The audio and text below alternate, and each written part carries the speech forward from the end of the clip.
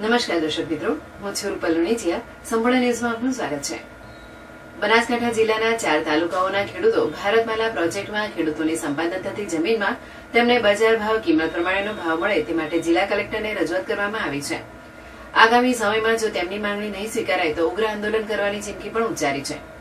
બનાસકાંઠા જિલ્લાના થરાદ, દિયોદર, લાખણી અને કાંકરેજમાંથી ભારતમાલા પ્રોજેક્ટ અંતર્ગત ખેડૂતોની જમીન સંપાદન કરવામાં આવી રહી છે, જેમાં ખેડૂતોને જંત્રી પ્રમાણે ભાવ આપવામાં આવશે તેવી તેમને જાણ થતા તેમના દ્વારા અગાઉ પણ તંત્રને રજૂઆત કરવામાં આવી હતી, પરંતુ હજુ સુધી કોઈ તેનો નિવેડો ન આવતા 4 તાલુકાના 200 ઉપરાંતના ખેડૂતો મંગળવારે પાલનપુર જિલ્લા કલેક્ટર કચેરી ખાતે રજૂઆત કરવા આવ્યા હતા.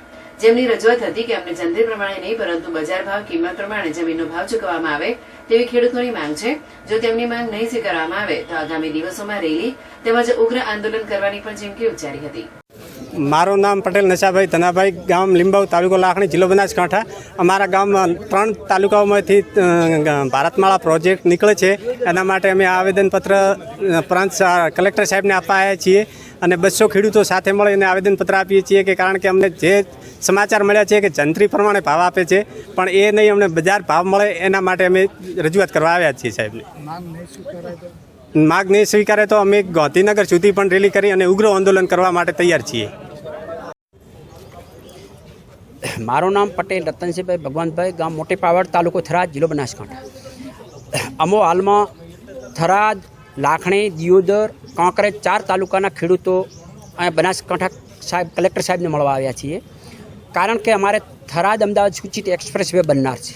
એમાં અમારે 4 તાલુકાના ખેડૂતોની મોટા પાયે જમીન સંપાદન થાય છે. ઘણા ખેડૂતો બિનખેડૂત બની જાય છે, ઘણા ખેડૂતોના ખેતરોના 2 ભાગ બની જાય છે.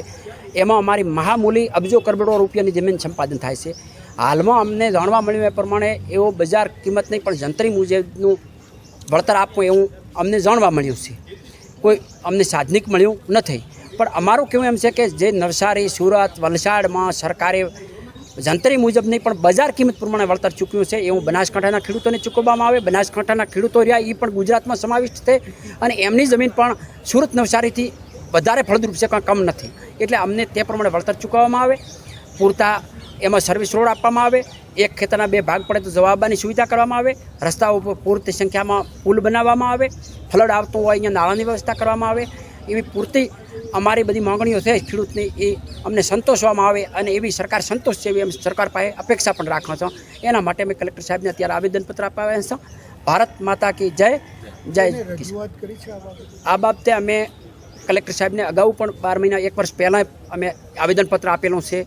વારંવાર અમે થરાદ એસડીએમને બધાએ કોઈ પ્રાંત, દિયોદર પ્રાંતને, કાંકરેજ પ્રાંતને બધા ખેડૂતોને જ્યાં પ્રાંત એસડીએમ લાગે છે એમને પણ અમે આવેદનપત્ર આપેલું છે. અમે અમારા પ્રતિનિધિ, લોકપ્રતિનિધિને પણ આપેલું છે, વાત કરેલી છે. અમારા થરાદ અમે અમારા માનનીય શંકરભાઈ અધ્યક્ષ સાહેબ છે, અમારા થરાદનું પ્રતિનિધિત્વ કરે છે, એમને પણ અમે રૂબરૂ મળ્યા છે અને વાત કરી છે અને એમણે અમારી વાત હકારાત્મક લઈ અને સરકારને આ વાત પહોંચાડવાની ખાતરી પણ આપી છે.